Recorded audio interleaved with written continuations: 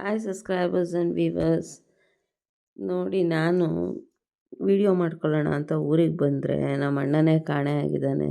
ತೋಟದಲ್ಲಿ ಹುಡುಕ್ತಾ ಇದ್ದೀವಿ ಎಲ್ಲಿದ್ದಾನೆ ಅಂತ. ಅವ್ನು ಬೆಳಗ್ಗೆನೇ ಎದ್ದೆಲ್ಲೋ ತೋಟದೊಳಗಡೆ ಸೇರ್ಕೊಂಡವನೆ.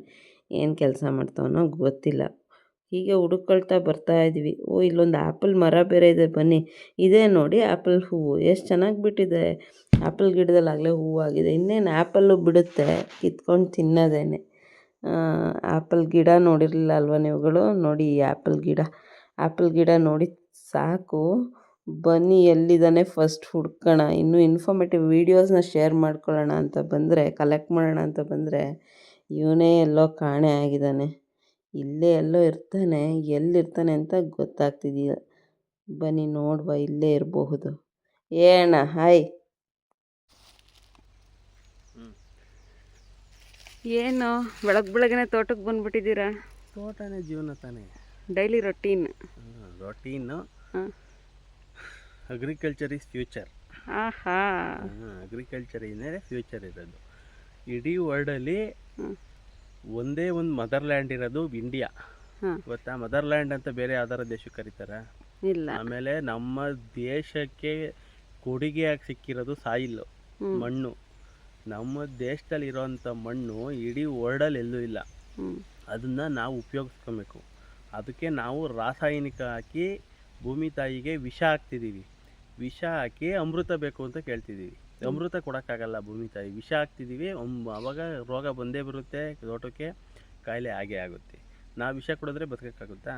ಹಂಗೇನೆ ಭೂಮಿ ತಾಯಿಗೂ ರಾಸಾಯನಿಕ ನಿಲ್ಲಿಸ್ಬೇಕು, ಆರ್ಗ್ಯಾನಿಕ್ ಮಾಡಬೇಕು.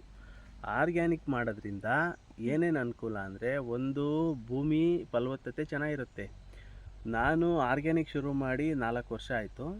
4 ವರ್ಷದಲ್ಲಿ ತುಂಬ ಜನ ತುಂಬ ಆಡ್ಕೊಂಡ್ರು. ಎಲ್ಲರೂ ಒಂದು ಮಾಡಿದ್ರೆ ಇವೊಂದೊಂದು ಅಂತ. ನಮ್ಮ ಅಪ್ಪ ಹಂಗಂದ್ರು, ಊರವ್ರದ್ದೆಲ್ಲ ಒಂದಾದ್ರೆ ಇವೊಂದೊಂದು ಅಂತ ನಮ್ಮ ಅಪ್ಪನೇ ಅಂದರು. ಆಮೇಲೆ ನಮ್ಮ ಅಮ್ಮ ಏನೋ ಮಾಡ್ತಾನಂತೆ, ಮಾಡ್ಕೊಳ್ಳಿ ಬಿಡು, ಯಾಕೆ ಸುಮ್ಮನೆ ಅವ್ನಿಗೆ ಇದು ಮಾಡ್ತೀಯ ಅಂದರು. ಅದಾದಮೇಲೆ ಈಗ 1-1.5 ವರ್ಷದಿಂದ ರಿಸಲ್ಟ್ ಸಿಗ್ತಾ ಐತೆ, ಸಕ್ಸಸ್ ಆಗಿದೆ ಆರ್ಗ್ಯಾನಿಕ್ಕು. ನಮ್ಮಪ್ಪ ಇವಾಗ ಹೇಳ್ತಾವ್ರೆ, ಚೆನ್ನಾಗೈತೆ ತೋಟ, ಆರ್ಗ್ಯಾನಿಕ್ಕೇ ಮಾಡ್ಬೋದು, ಏನು ಸಮಸ್ಯೆ ಇಲ್ಲ ಅಂತ. ಮತ್ತು ಭೂಮಿ ತಾಯಿಗೆ ನಾವು ಯಾವ ಥರ ನೋಡ್ಕೊತೀವೋ ಭೂಮಿ ತಾಯಿ ನಮ್ಗೆ ಆ ಥರ ಪ್ರತಿಫಲ ಕೊಡ್ತಾಳೆ. ಭೂಮಿ ತಾಯಿಗೆ ನಾವು ವಿಷ ಹಾಕಿದ್ರೆ ವಿಷನೇ ಕೊಡೋದು ನಮಗೆ. ಭೂಮಿ ತಾಯಿಗೆ ನಾವು ಅಮೃತ ಕೊಟ್ಟರೆ ಭೂಮಿ ತಾಯಿ ಅಮೃತ ನಮಗೆ ಕೊಡುತ್ತೆ. ಏನು ಅದಕ್ಕೇನು ಫಾರ್ಮ್ ವೇಸ್ಟ್ ಬರುತ್ತೆ, ಅದರಲ್ಲೇ ಗೊಬ್ಬರ ಆಗುತ್ತೆ. ಅದಕ್ಕೇನು ರಾಸಾಯನಿಕ ಹಾಕಲೇಬೇಕು ಅಂತ ಇಲ್ಲ.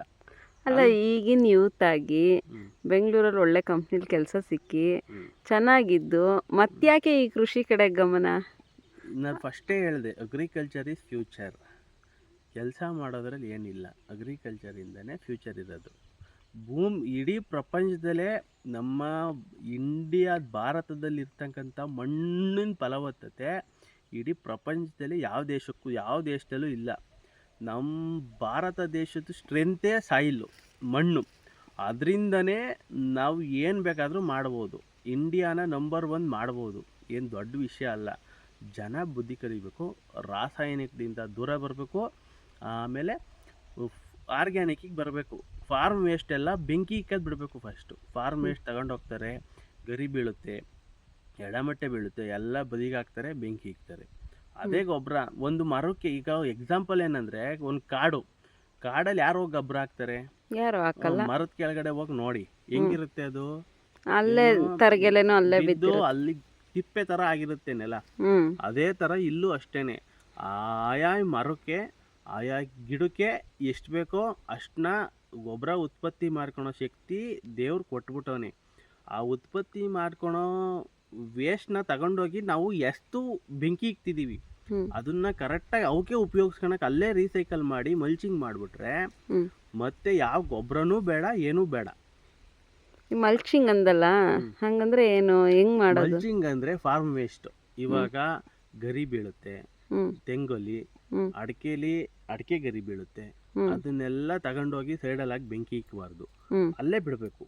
ಅಲ್ಲೇ ಬಿಟ್ಟು ಮೇಲೆ ತೆಳ್ಳಗೆ ಗೊಬ್ಬರ ಹಾಕ್ತಿರಲ್ವಾ, ಅಂದರೆ ರಾಸಾಯನಿಕ ಗೊಬ್ಬರ ಅಲ್ಲ, ಕುರಿ ಗೊಬ್ಬರ ಅಥವಾ ಕೊಟ್ಟಿಗೆ ಗೊಬ್ಬರ, ಈ ಥರ ಗೊಬ್ಬರ ಹಾಕ್ತಿರಲ್ವಾ, ಗೊಬ್ಬರ ಹಾಕ್ದಾಗ ಅದ್ರ ಮೇಲೆ ಹರಡ್ಬಿಟ್ಟು ತೆಳ್ಳಗೆ ಮಣ್ಣು ಹಾಕ್ಬಿಟ್ರೆ ಅದೇ ಗೆದ್ಲು ತಿಂದು ಅದೇ ಗೊಬ್ಬರ ಆಗುತ್ತೆ. ಮತ್ತೆ 2 ವರ್ಷದಲ್ಲಿ ನಿಮಗೆ ರಾಸಾಯನಿಕ ಗೊಬ್ಬರದಲ್ಲಿ ಎಷ್ಟು ಫಲವತ್ತತೆ ಬರ್ತಿತ್ತು ಹ್ಞೂ ಅಷ್ಟೇ ಫಲವತ್ತತೆ ನಿಮಗೆ ನ್ಯಾಚುರಲ್ ಆಗಿ ಸಿಗಕ್ಕೆ ಶುರುವಾಗುತ್ತೆ. ಆಮೇಲೆ ಸುಮ್ಮನೆ ವರ್ಷದಲ್ಲಿ 4 ಸಲ ಉಳುಮೆ ಮಾಡಬಾರ್ದು. ಶೆತ್ತೆ ಆಯ್ತಾ, ಶೆತ್ತೆ ಹೊಡ್ಕೊಬೇಕು.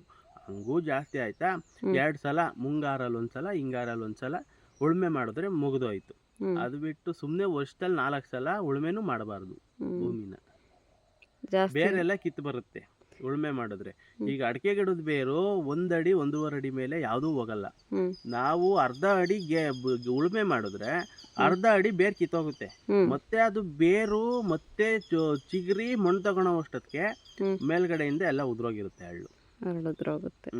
ಹಂಗೆ ಅದು. ನಿನ್ನ ಪ್ರಕಾರ ರಾಸಾಯನಿಕ ಗೊಬ್ಬರ ಹಾಕೋದಕ್ಕಿಂತ ಆರ್ಗ್ಯಾನಿಕ್ ಮಾಡಿದ್ರೆ ಒಳ್ಳೆ ಫಲವತ್ತತೆ ಜೊತೆಗೆ ಒಳ್ಳೆ ಬೆಳೆನೂ ಬರುತ್ತೆ. ಆಮೇಲೆ ರೋಗ ಜಾಸ್ತಿ ಇದ್ರೆ ಬೇವಿನ ಹಿಂಡಿ, ಹೊಂಗೆ ಹಿಂಡಿ ಹಾಕಿ ವರ್ಷದಲ್ಲಿ 2 ಸಲ. ಒಂದು ತೆಂಗಾದ್ರೆ 2 ಕೆಜಿ 3 ಕೆಜಿ 2 ಸಲ 3 ಸಲ ಕೊಡಿ. ಅಡಿಕೆ ಆದ್ರೆ 1 ಕೆಜಿ 2 ಸಲ ಕೊಡಿ ಸಾಕು. ಎಲ್ಲ ರೋಗನೂ ನಿಯಂತ್ರಣ ಆಗುತ್ತೆ. ಆಮೇಲೆ ರಾಸಾಯನಿಕನೂ ಉಪಯೋಗಿಸೋ ಅವಶ್ಯಕತೆನೂ ಇರಲ್ಲ. ಆಮೇಲೆ ಇವಾಗ ಕಳೆನಾಶಕ ಅಂತ ಹೊಡಿತಾರೆ. ಕಳೆನಾಶಕನೂ ನಮ್ಮ ಮನೇಲಿ ಸಿಗೋಂಥ ನ್ಯಾಚುರಲ್ ಆಗಿರೋ ಬೇವು, ಎಮ್ಮೆ ಅಥವಾ ಹಸಿನ ಗಂಜು, ನಾಟಿ ಹಸ ಅಥವಾ ನಾಟಿ ಎಮ್ಮೆ ಗಂಜು, ಈ ಥರ ಎಲ್ಲದ್ರಿಂದನೂ ಇದನ್ನ ಮಾಡ್ಕೊಳೋದು ಕಂಡಿಡ್ದವ್ರೆ ಈಗ. ಏನ ಕಳೆನಾಶಕನ ಆ ಥರ ತಯಾರು ಮಾಡ್ಕೊಳ್ಳಿ, ಮನೇಲೇನೆ ಹೊಡೀರಿ. ನಿಮಗೆ ಶೆತ್ತೆ ಬೇಡ ಅಂತ ಕಳೆನಾಶಕ ಹೊಡೆಯೋದಾದ್ರೆ ನ್ಯಾಚುರಲ್ ಆಗಿ ಸಿಗೋದನ್ನ ಉಪಯೋಗಿಸ್ಕೊಂಡು ಕಳೆನಾಶಕ ರೆಡಿ ಮಾಡ್ಕೊಳ್ಳಿ ನೀವೇ. ಅದಕ್ಕೆ ಯೂಟ್ಯೂಬಲ್ಲಿ ಹೋದ್ರೆ ತುಂಬ ವಿಡಿಯೋಸ್ ಸಿಗ್ತವೆ ಯಾವ ಥರ ರೆಡಿ ಮಾಡಬೇಕು. ಅದನ್ನೆಲ್ಲ ಒಂದ್ಸಲ ಬೇಕಾದ್ರೆ ಇನ್ನೊಂದ್ಸಲ ನಾನೇ ತೋರಿಸ್ತೀನಿ ಯಾವ ಥರ ಮಾಡಬೇಕು ಏನು ಅಂತ.